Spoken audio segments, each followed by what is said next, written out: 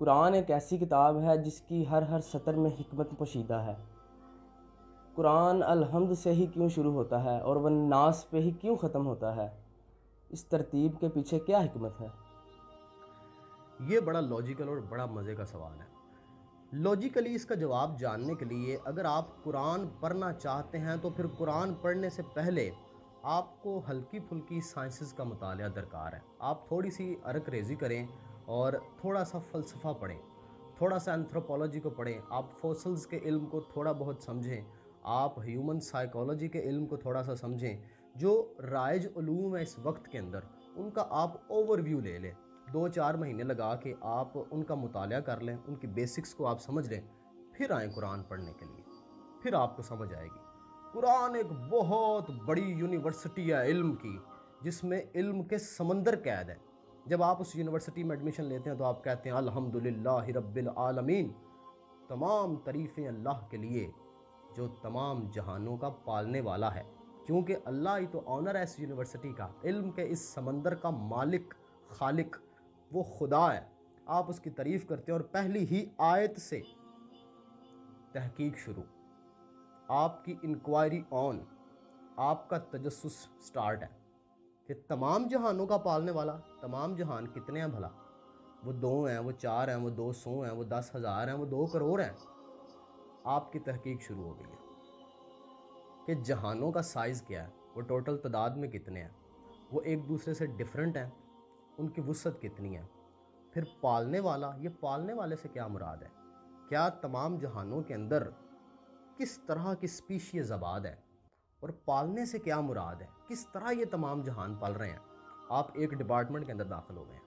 اسی طرح جب آپ قرآن کی آیات کو پڑھتے جائیں گے آپ مختلف ڈپارٹمنٹس پہ ہوتے چلے جائیں گے۔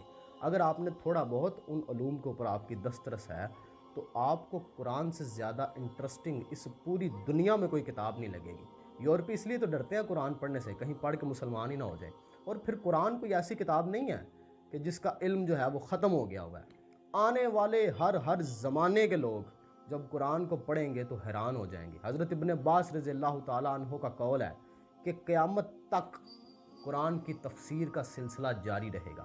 اس کی آیت کے اندر جو اسرار و رموز پوشیدہ ہیں قرآن کے اندر، وہ قیامت تک ان کی گریں کھلتی چلی جائیں گی، اور انسان جب قرآن کو پڑھے گا تحقیق کے ساتھ، جستجو کے ساتھ، تو وہ حیرتوں کے سمندر میں غوطہ زن ہو جائے گا۔ وہ حیران ہو جائے گا کہ قرآن اتنا بڑا علم اور 1400 سال پہلے ان بدوؤں کے پاس کیسے آ گیا اتنا بڑا علم۔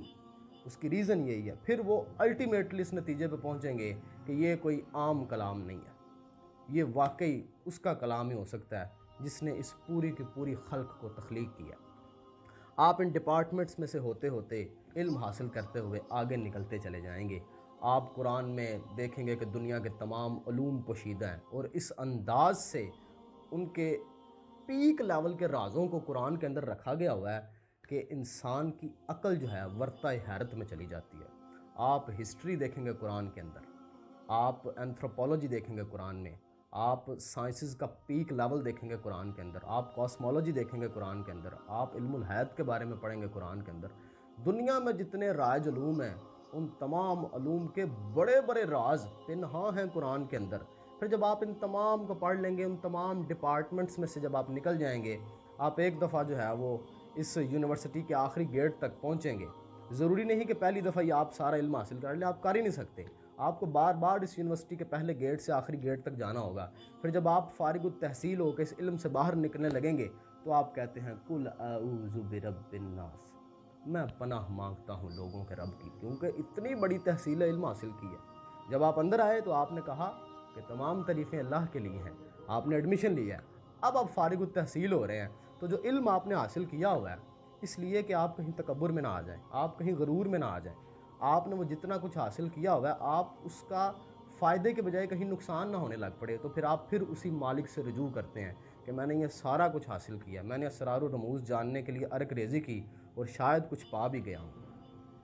قل اعوذ برب الناس، میں پناہ مانگتا ہوں اب لوگوں کے رب کی، لوگوں کے مالک کی، میں پناہ مانگتا ہوں وسوسے ڈالنے والے شیطان مردود کی، اور میں پناہ مانگتا ہوں گرہ لگانے والیوں کی۔ اگر آپ لاجیکلی دیکھیں گے تو پھر آپ کو انتہائی پرفیکشن نظر آئے گی سٹارٹنگ میں اور اینڈنگ میں.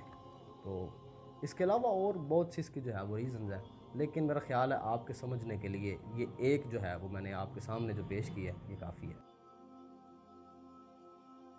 Thanks for watching our videos and request for subscribe.